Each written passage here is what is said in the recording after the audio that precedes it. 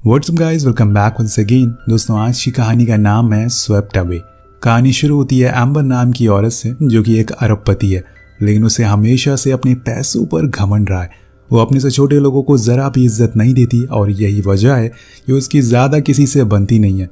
एक दिन एम्बर और उसके साथ वाले लोग प्राइवेट जेट से एक बीच पर जाते हैं और वहां पर ये शिप से कुछ दिन के लिए स्टे करेंगे।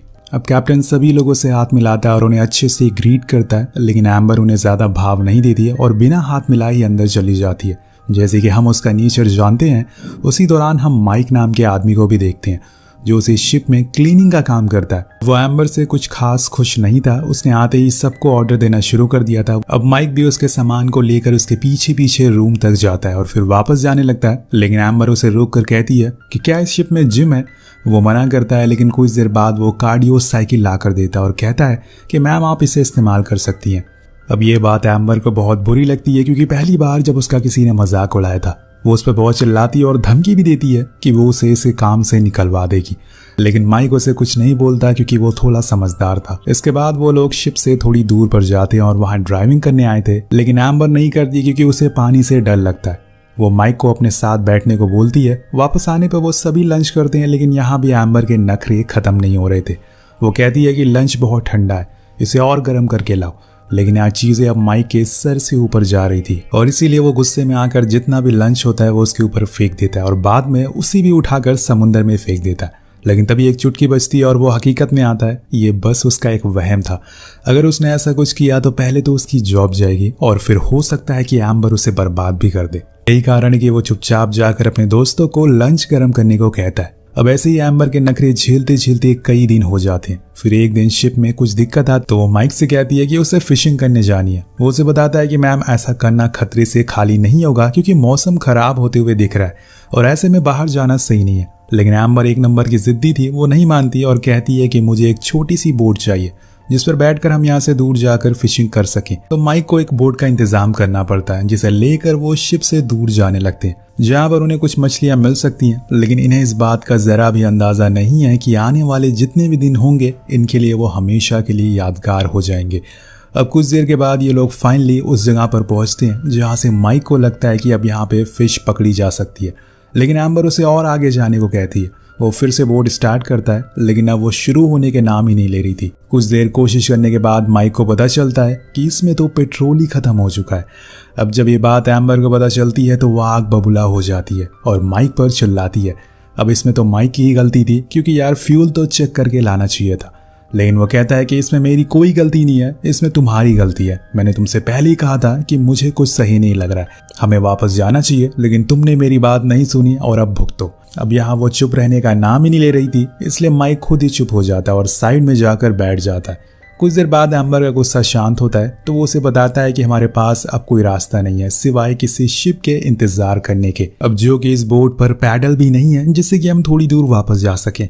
अब वो दोनों उसी जगह पर बैठ जाते हैं और अब इनके पास इंतजार करने के अलावा कोई चारा नहीं है। ऐसे ही करते करते रात हो जाती है और फिर सुबह, लेकिन कोई फायदा नहीं होता। दोनों ऐसे ही बीच समुंदर में अपनी छोटी सी बोट पर बैठे रहते।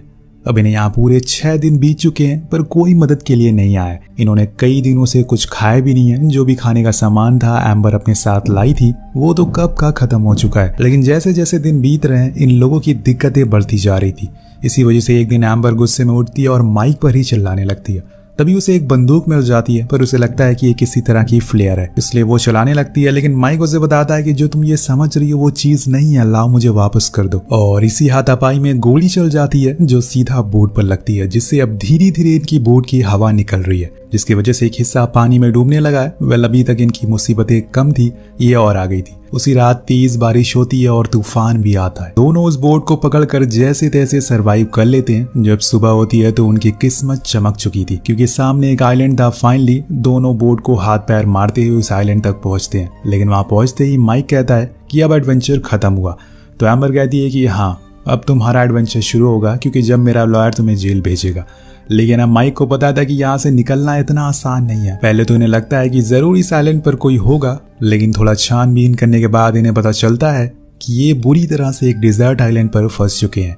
एम्बर का ऐसा बर्ताव देखकर वो उसे वहीं छोड़कर अपने रास्ते निकल जाता है और कहता है तुम्हें मेरे से ज्यादा दिक्कत है ना, तो आज से हम लोग अपने अपने रास्ते निकल जाते हैं। वहीं माइक अब उस आइलैंड पर कुछ हेल्पफुल चीज़ें ढूंढने लग जाता है जिससे कि उसका थोड़े दिन तो गुजारा हो जाए।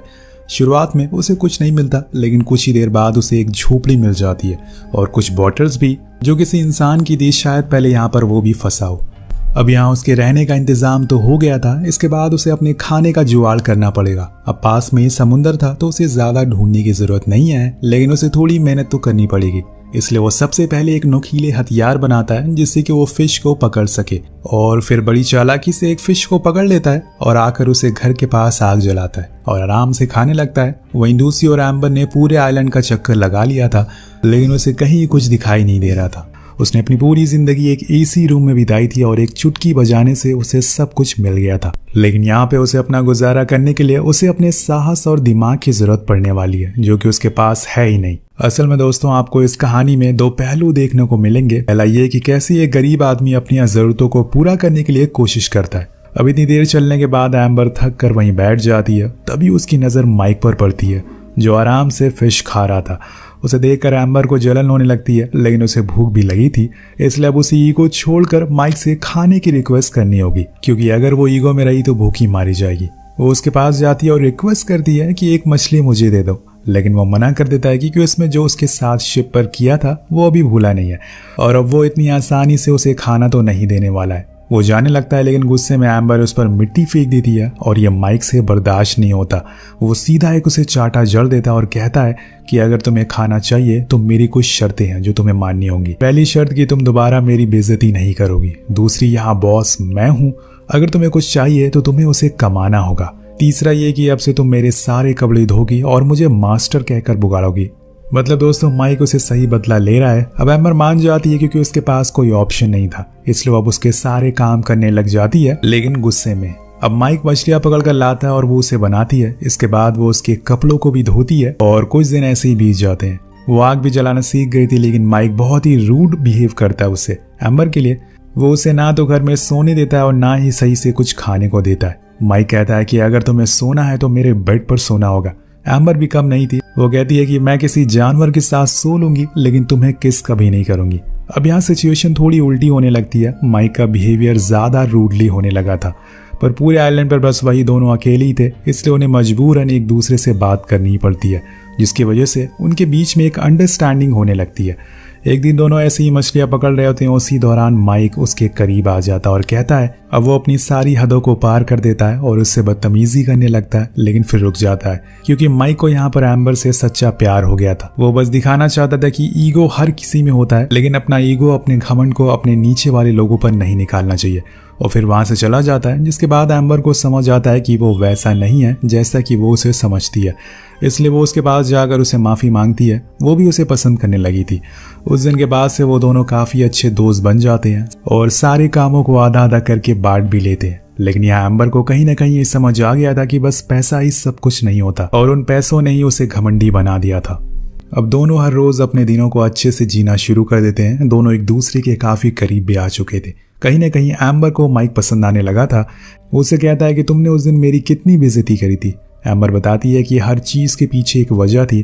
मेरे हस्बैंड के साथ मेरा डिवोर्स होने वाला है, जिस वजह से मैं बहुत ही इरिटेट हो चुकी थी और सभी के ऊपर चिल्ला रही थी। और ये बताते हुए वो रोने लगती है, तो माइक उसे फिर से संभालता है। इसके बाद से यहाँ पर उनके लिए एक नए जीवन की शुरुआत होती है। लेकिन एक दिन जब एम्बर लकड़ियां ढूंढ रही थी, तभी उसे एक क्रूज दिखाई देता है, एक शिप दिखाई देता है जो किनारे पर ही खड़ी थी। वो पहले तो आवाज लगाने की सोचती है, लेकिन बाद में रुक जाती है। उसे शायद अब वो दुनिया पसंद नहीं है जहां सिर्फ पैसों का मोल है, इसलिए उसने यही रहने का फैसला कर लिया है। लेकिन तभी वहां माइक आता है और उस क्रूज वाले को बुलाने लगता है, पर एम्बर उसे ऐसा करने से रोकती है और कहती है कि माइक प्लीज चुप रहो। माइक कहता है कि लेकिन तुम ऐसा क्यों कर रही हो? तुमने कहा था कि तुम मुझसे प्यार करती हो, मुझे प्रूफ चाहिए। एम्बर कहती है कि मैं आज तक इससे पहले कभी इतनी खुश नहीं थी, इससे ज्यादा प्रूफ मैं तुम्हें क्या दूं? मुझे वापस नहीं जाना है। मैं नहीं चाहती कि हर रोज मुझे कोई जज करे। माइक कहता है कि अगर तुम मुझसे प्यार करती हो तो दुनिया में कहीं भी प्यार करती रहोगी। एम्बर उसे समझाती है कि अगर हम उस दुनिया में गए तो हम लोग अलग हो जाएंगे। प्लीज ऐसा मत करो, मुझे तुम्हारे साथ रहना है। I love you. लेकिन माइक बार बार कहता है कि मुझे प्रूफ चाहिए, मैं जानता हूँ कि तुम बदल जाओगी। खैर अब ये लोग उस क्रूज पर बैठ जाते और इस बारे में एम्बर के हस्बैंड विकी को भी बताया जाता है, तो वो भी फौरन पोर्ट पर आता है एम्बर को लेने के लिए। लेकिन जब वो माइक को जिंदा देखता है तो उसे थैंक यू कहता है, क्योंकि उसने उसकी वाइफ को इतने दिनों तक बचा कर रखा। लेकिन यहाँ माइक एम्बर को देखकर एक हल्की सी स्माइल देता है और फिर वहां से चला जाता है। शायद उसे ये पता चल चुका था कि अब वो दोनों साथ नहीं हो सकते, या फिर उसने यहाँ आकर गलती कर दी। ये सब तो उसे आगे जाकर पता चलेगा। अब यहाँ से वो एक बार में जाता है, लेकिन तभी वहां पर एक आदमी आता है जो विकी का आदमी था। उसके हाथों में पैसों से भरा हुआ बैग था जो विकी ने दिया था माइक को देने के लिए। ये एक तरीके का इनाम था, क्योंकि उसने उसकी वाइफ की जान बचाई थी। लेकिन माइक उस आदमी को धक्के मार कर वहां से भगा देता है, लेकिन वो आदमी बैग वहीं छोड़ देता है और जब माइक उसके खोलता है तो उसमें पैसे भरे हुए थे, जिसे लेकर वो जाने लगता है। पर बीच में उसकी नजर एक शॉप पर पड़ती है जहां पर काफी सारी एक्सपेंसिव रिंग थी। माइक उन्हीं पैसों से एक रिंग लेता है, यानी कि उसने फैसला कर लिया है कि वो अब एम्बर से शादी करके रहेगा, और इसीलिए वो उसे कॉल लगाता है। एम्बर से कहता है कि मैं तुम्हें बहुत मिस कर रहा हूँ। वो कहती है कि तुम्हें जो भी फैसला लिया है मैं वो करने को तैयार हूँ, बस वो हमारे लिए सही होना चाहिए। अगर तुम चाहते हो कि हम दोनों साथ रहें तो एक लेटर लिखो, मेरे होटल के रिसेप्शन पर छोड़ दो एम्बर के नाम से। तो वो मान जाता और फिर वो उस लेटर में लिखता है कि मैं तुम्हारा कोस्ट गार्ड पर वेट करूंगा, जैसे ही तुम्हें ये लेटर मिले अपना सामान लेकर यहाँ आ जाना। जिसके बाद हम लोग ये सब छोड़कर लंदन चले जाएंगे और अपनी नई जिंदगी की शुरुआत करेंगे। अब वो उस लेटर को रिसेप्शन पर छोड़ देता है, लेकिन उसकी किस्मत शुरू से ही खराब थी, क्योंकि सुबह एम्बर से पहले वहां विकी आ जाता है और वो रिसेप्शन पर पड़े हुए लेटर को देख लेता है और सब कुछ समझ जाता है कि आखिर इतने दिनों तक वहां पर चला क्या था। इसलिए वो उसी समय एम्बर से कहता है कि चलो हमें न्यूयॉर्क के लिए निकलना है। उसे तो पता था कि माइक ने उस लेटर को लिखा होगा, लेकिन अभी तक वो आया क्यों नहीं, इसी सोच में वो डूबी रहती है। पर कुछ ही देर बाद वो चॉपर में बैठ जाते हैं और तभी भागते हुए एक लड़का आता है। उसके हाथ में एक लेटर था जो एम्बर के लिए था। वो जब उसे खोलती है तो वह असल में माइक का लेटर था, जिसमें लिखा था कि मैं तुमसे कोई प्यार नहीं करती, वो जो कुछ उस आइलैंड पर हुआ था वो बस एक टाइम पास था। लेकिन रुकिए दोस्तों, जरा ये लेटर असल में माइक ने नहीं बल्कि विकी ने लिखा है, और उसने उस लड़के से एम्बर को देने को कहा था, जिससे कि उसे ये लगे कि माइक उसे कभी प्यार ही नहीं करता और उसे धोखा देना चाहता है। और यहाँ एम्बर को इस बात पर यकीन हो जाता है कि माइक सच बोल रहा है, उस लेटर में जो भी लिखा है वो सच है। वो पूरी तरह से टूट जाती है। लेकिन वहाँ दूसरी ओर जब माइक को पता चलता है कि एम्बर न्यूयॉर्क जाने वाली है, उसे ये लगने लगा था कि शायद वो उसे प्यार ही नहीं करती, लेकिन वो उसे एक आखिरी बार देखना चाहता था। इसलिए वो भागते हुए उसके पास जाता है, पर तब तक उसके प्यार उसकी एम्बर जा चुकी थी। वो चीखता है, चिल्लाता है, लेकिन एम्बर नहीं रुकती और उसकी नजरों से दूर हो जाती है। वो उसकी तरफ वही रिंग फेंकता है, पर वो जाकर समुंदर में गिर जाती है और दोनों की कहानी अधूरी रह जाती है।